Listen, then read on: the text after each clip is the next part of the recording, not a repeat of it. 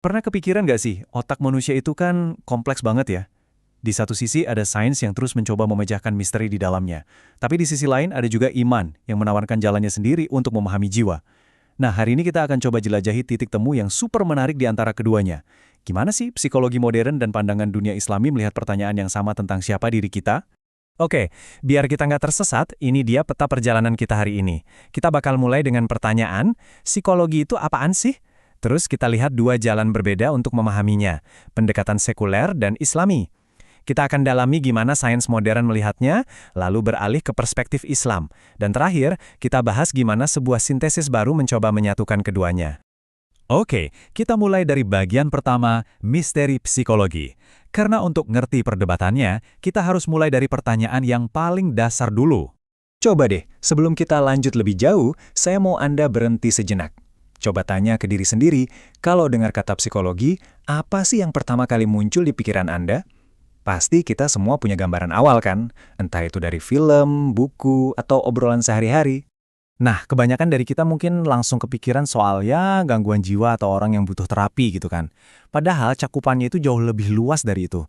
Psikologi itu bukan cuma ngurusin yang bermasalah aja, tapi juga tentang gimana kita bisa jadi pribadi yang lebih baik, kayak yang dibahas di psikologi positif. Intinya, ini adalah ilmu tentang keseluruhan pengalaman kita sebagai manusia. Nah, untuk mempelajari semua itu, kita kan butuh landasan ya. Dan ini nih yang membawa kita ke pertanyaan yang super fundamental tentang pengetahuan itu sendiri. Pertanyaannya tuh simple, tapi dalam banget. Ilmu itu asalnya dari mana sih? Dan yang lebih krusial lagi, gimana caranya kita bisa yakin kalau sesuatu yang kita tahu itu beneran kebenaran? Nah, disinilah kita melihat ada dua kubu atau dua jalan yang beda banget. Di satu sisi, ada pendekatan sekuler yang bilang kalau pengetahuan itu ya murni dari bukti-bukti yang bisa kita lihat, kita ukur, kita amati. Di sisi lain, ada pendekatan Islami yang nggak cuma pakai bukti empiris, tapi juga memasukkan wahyu ilahi sebagai sumber pengetahuan. Ini bedanya fundamental banget. Oke, sekarang kita masuk ke bagian ketiga. Mari kita bedah dulu pendekatan yang paling dominan di dunia modern saat ini, yaitu pendekatan yang memisahkan antara sains dan hal-hal spiritual. Coba deh dengerin kutipan dari National Academy of Sciences di Amerika ini. Jelas banget kan? Mereka bikin garis pemisah yang tebal. Sains dan agama itu dua dunia yang beda. Kalau digabungin, kata mereka, malah bikin kacau dan salah paham. Nah, inilah fondasi dari psikologi modern yang kita kenal sekarang. Cara berpikir ini punya nama, sekularisme pengetahuan. Gampangnya gini, aturannya ketat banget. Kalau sesuatu itu nggak bisa diukur, nggak bisa diamati, dan nggak bisa diuji berulang kali sama siapa aja, di mana aja, yaitu nggak dianggap bukti yang valid dalam pencarian kebenaran ilmiah. Nah, yang menarik adalah alasannya. Menurut pandangan ini, agama itu kan basisnya iman, yang sifatnya subjektif, personal. Hal-hal kayak keberadaan Tuhan atau surga itu nggak bisa dibawa ke lab untuk diuji secara objektif, nggak bisa diulang-ulang pengujiannya. Makanya, dalam sains sekuler, hal-hal seperti ini ditaruh di luar ranah pembahasan. Oke, tadi kita udah lihat sisi yang memisahkan. Sekarang, gimana kalau kita lihat dari sudut pandang yang justru sebaliknya, yang mencoba menggabungkan iman dan sains sebagai jalan menuju pengetahuan?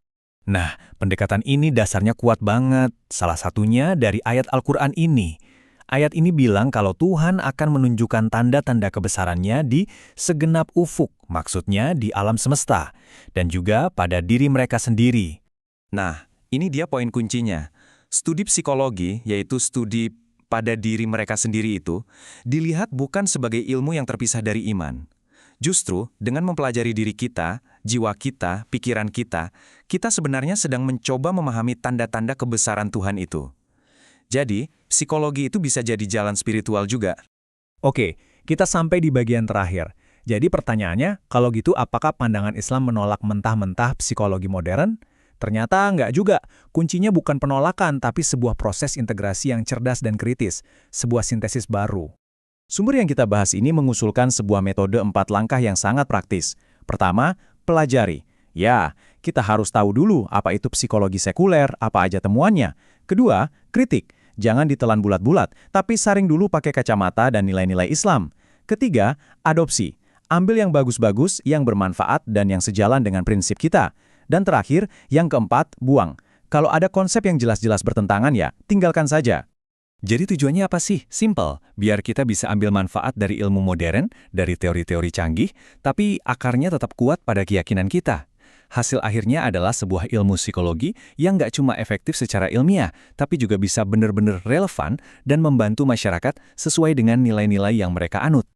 Dan pada akhirnya, semua ini kembali ke pertanyaan awal. Tapi kali ini untuk Anda. Kita sudah lihat ada jalan yang memisahkan sains dan iman sebagai dua dunia yang berbeda. Dan ada juga jalan yang melihatnya sebagai dua sungai yang bisa bertemu.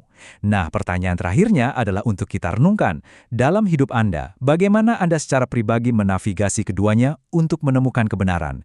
Ini adalah sebuah perjalanan yang menarik untuk dipikirkan.